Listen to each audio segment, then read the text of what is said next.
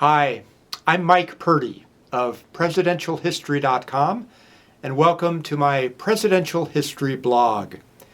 Today's subject, does the president's age matter? As the Founding Fathers labored over the negotiation and drafting of the Constitution in the sweltering heat and humidity of Philadelphia in 1787, they came to the important question of eligibility requirements for the president.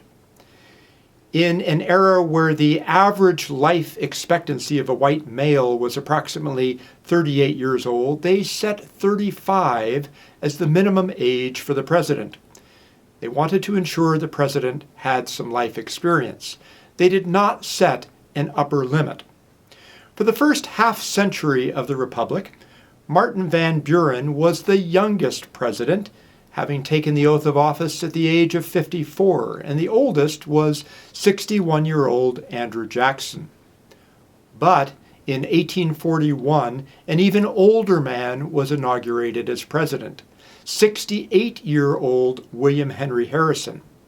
Harrison's short tenure as president, he lasted just 32 days in office before becoming the first president to die, may have spooked the electorate into the risk of electing a man of his age. Harrison's record as the oldest president held in the history books for the next 140 years until Ronald Reagan became president, just about 2 weeks shy of 70 years old. Since 1789, when 57-year-old George Washington took the oath of office as the first president, the average age upon inauguration has been just a month less than 55.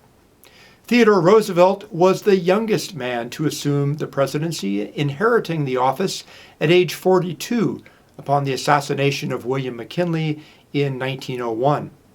But John F. Kennedy holds the record as the youngest elected president, moving into the White House at just 43 years old. Bill Clinton is the third youngest president, and Barack Obama is the fifth youngest president. Roosevelt, Kennedy, and Clinton are generally ranked fairly high in terms of presidential performance. It's too early to evaluate how Obama will be rated by historians. And the fourth youngest president, Ulysses S. Grant, well, he doesn't fare as well in terms of presidential performance. The illustrious Union general, who took office when he was just 46 years old, has generally been rated as a presidential failure. Of the 5 oldest presidents, the record is not an impressive one. Most observers believe that Ronald Reagan showed signs of Alzheimer's disease during his presidency. The second oldest president, William Henry Harrison, died in office, as did the fifth oldest president, Zachary Taylor.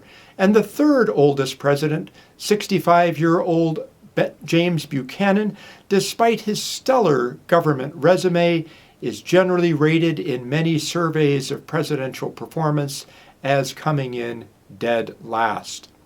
Only our fourth oldest president, George H.W. Bush, 64 years old at his inauguration, seems to have escaped any age impairing his presidency.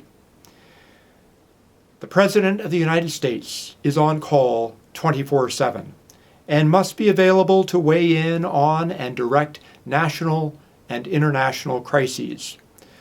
The wear and tear from the stresses of the office brings on facial worries, gray hair, and internal stress.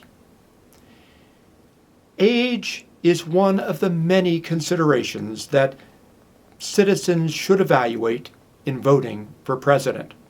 To vote for candidates exclusively on their policy positions and rhetoric, without assessing their experience and temperament to actually implement their agendas, and without considering age, whether young or old, and how that may impact their performance, is ultimately short-sighted.